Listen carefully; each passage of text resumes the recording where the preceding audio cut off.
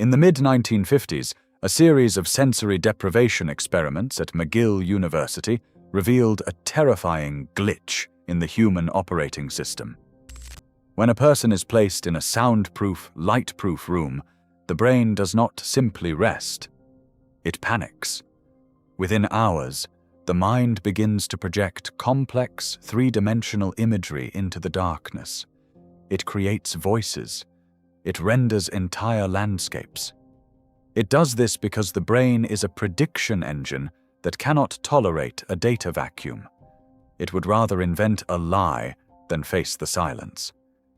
If the mind can render a flawless, tactile universe while you sit in a dark box, you have to ask a question most people are too afraid to voice. What is the difference between that hallucination and the room you are sitting in right now? This is the central problem of the Yoga of Vasistha. This is not a spiritual book. It is a 5,000-year-old technical audit of the simulation we call reality.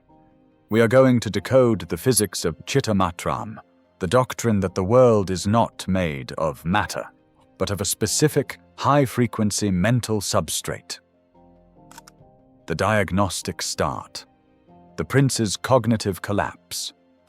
The narrative begins with a prince named Rama, a man of peak physical and political power, who has suddenly lost the ability to believe in the world. He looks at his palace and sees a temporary arrangement of atoms. He looks at his future and sees a loop of repetitive scripts. He suffers from what modern psychology might call existential vertigo. Vasistha, his instructor, diagnoses it differently. Vasistha tells him that he is simply seeing the rendering lag. Vasistha explains that the world feels solid, not because it has inherent weight, but because your observation of it is locked. He introduces the concept of akasha, the space of consciousness. In this framework, your thoughts are not in your head.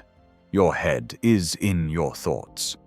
The entire universe is a single, undivided consciousness that has segmented itself into billions of points of view to experience its own complexity. Rama's problem was not that he was depressed. It was that he was starting to wake up inside the dream, and the dream substrate was starting to feel thin. The logic of the screen. The Brahman substrate. To explain how to manipulate this, Vasistha uses a metaphor that predates modern cinema by millennia. He tells Rama to consider a white screen. On this screen, you project a massive, raging fire, then a freezing blizzard, then a war that lasts 50 years. When the movie is over, you walk up to the screen. Is the screen burnt? Is it wet? Is it covered in blood? The screen is untouched. It is silent. It is empty. Vasistha calls this screen Brahman. Every trauma you have ever experienced, every goal you are currently chasing, and every object you think you own is merely the movie being projected onto that silent substrate. The quantum architect understands that you cannot fix the movie by grabbing the screen. You have to go to the projector. But most humans are so identified with the character on the screen that they have forgotten they are the light hitting the lens. When you shift your identity from the character to the screen, the solidity of your obstacles dissolves. They lose their weight because you realize they are made of the same light as everything else. Scape symmetry reset. We are pausing the technical deconstruction here for a specific system calibration. This is the scape symmetry protocol. We are placing it here because your brain's prediction software is currently trying to categorize this information as just a story. We need to disrupt that loop. The logic. Your brain renders reality based on vasanas, which are deep-seated latent tendencies. These are essentially cached files in your mind that tell you what is possible and what is impossible. If you want to change your life, you cannot just think positive. You have to clear the cache. The practice. For the next 3 minutes of this video, do not look at the screen. Listen to my voice, but keep your eyes focused on the texture of the wall or the floor in front of you. While you do this, I want you to symmetrize your awareness. Try to feel your left ear and your right ear at the exact same time. Feel your left foot and your right foot simultaneously. This creates a hemispheric sync that forces the brain out of its narrative, self-looping mode, and into a high bandwidth state of pure observation. Now, while in this sync, imagine the problem you are currently facing as a small gray icon on a desktop. Do not feel emotion toward it. Just see it as a data point. Now mentally drag and drop that icon into a void. You are not solving the problem. You are deleting the cached version of that problem from your manas, or subconscious mind. When you look back at the screen, your rendering engine has been slightly reset. The 140 parallel realms. Once the cache is cleared, Vasistha takes Rama into the multi-layered nature of reality. He describes stories of people who fall asleep and live 70 years in a dream, only to wake up and find that their tea is still warm. Vasistha describes over 140 different realms of existence that occupy the same space we are in right now. He argues that the only reason we do not see them is because our indriyas, or sense organs, are locked onto a very narrow bandwidth. Think of your current room as being filled with radio waves. You have the BBC, local jazz stations, police scanners, and satellite data all flowing through your body this very second. You do not hear them because your receiver is not tuned to those frequencies. Vasistha argued that the waking world is just one station.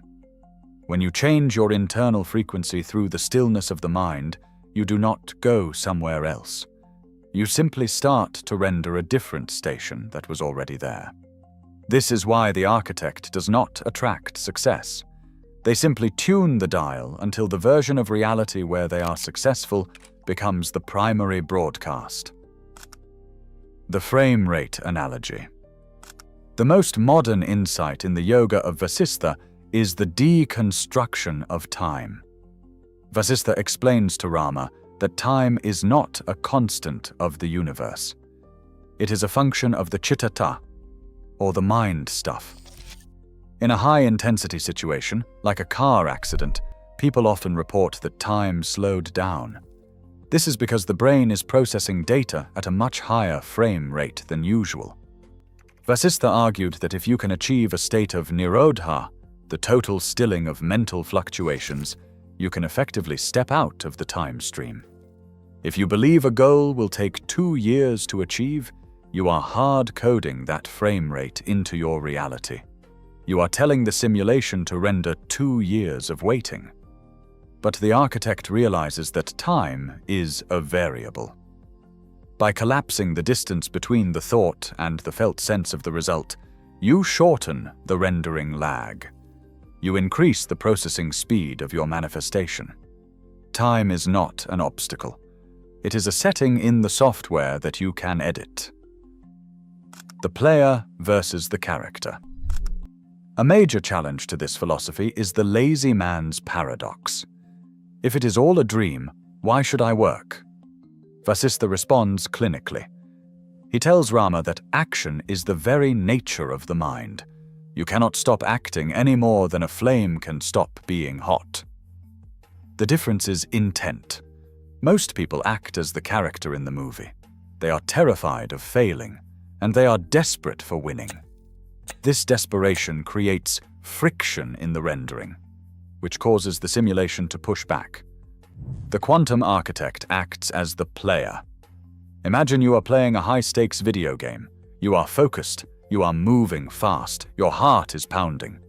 But at no point do you believe that if your character dies, you actually die. You are playing in a safe environment. When you bring this gamer mindset to your business, your health, and your relationships, the friction disappears. You perform at a level that looks like genius to others, but to you, it is just a low-friction projection.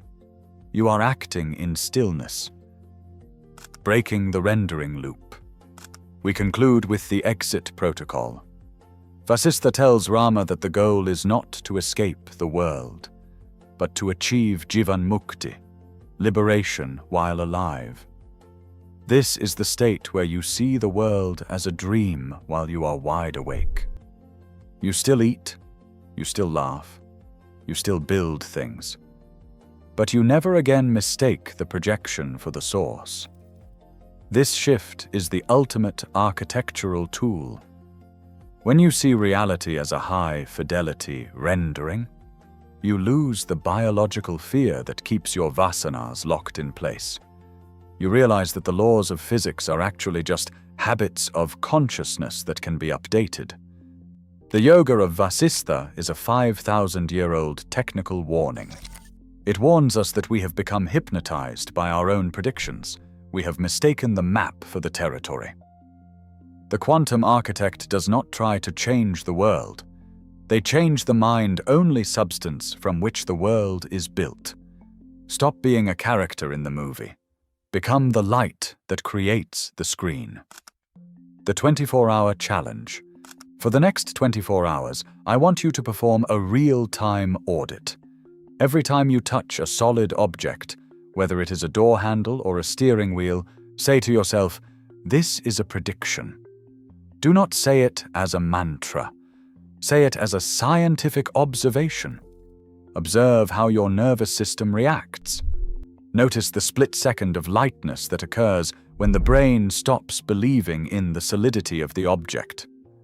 That lightness is the gap in the simulation. That is the space where the quantum architect lives. The world is not what you think it is. It is what you render it to be. Check your settings. The source code is waiting.